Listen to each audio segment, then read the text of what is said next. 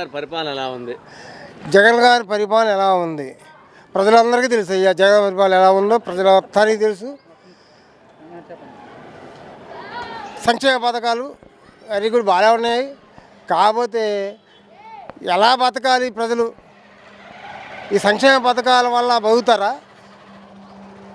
18,500 రూపాయల సంవత్సరం ఒకసారి ఈ 45 నుంచి 60 సంవత్సరాల ఆడవాళ్ళకి ఇస్తున్నాడు.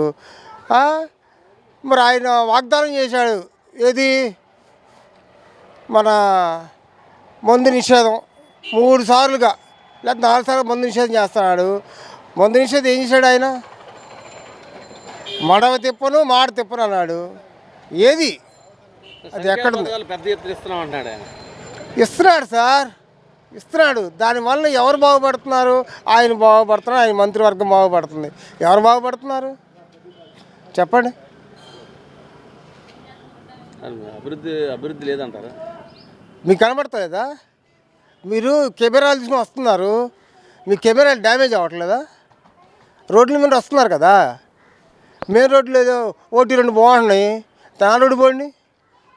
మా బండి గొల్ల అయిపోయింది, 5 మా బండి గొల్ల అయిపోయింది. నేనేమనుకోవాలి? ఏ రూట్ పోతే ఏ రూట్ సక్రంగా ఉంది? ఇంకా అడగండి, ఇంకేంది ఒకటోటి అడగండి. మంగళగిరిలో ఈసారి నెక్స్ట్ ఎవరు అనుకుంటున్నారు? మంగళగిరిలో నెక్స్ట్ ఎవరు వస్తే బాగుంటుంది అనుకుంటున్నారు? మీరు ఇంతమందిని ఎంక్వైరీ చేస్తారు, మీ అభిప్రాయం చెప్పండి ముందు. అభిప్రాయం సేకరించడం చెప్పడం ఉండదు, మీరు కూడా చెప్పాలి కదా.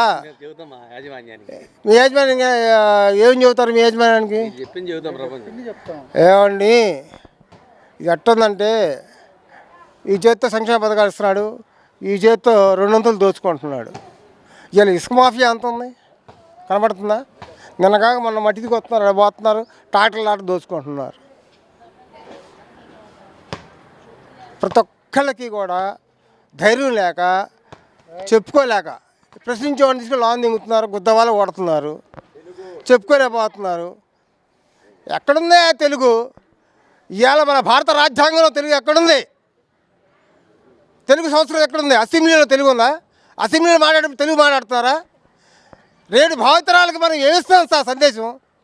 సక్రమైన తెలుగు భాష ఏడుందండి ఇవాళ అసెంబ్లీలో? అసలు కొడాలి నాని గారు ఎంత బాగా మాట్లాడతారు, చాలా స్పష్టంగా మాట్లాడతాడు.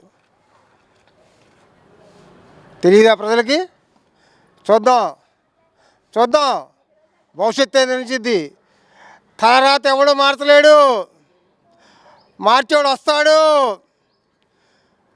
వస్తాడు, తర్వాత మారుస్తాడు. వస్తాడు సార్, వస్తాడు. ఎవరొచ్చి ప్రజలు ఎవరైతే నిర్ణయిస్తారో వాళ్ళే వస్తారు రేపు రోజున.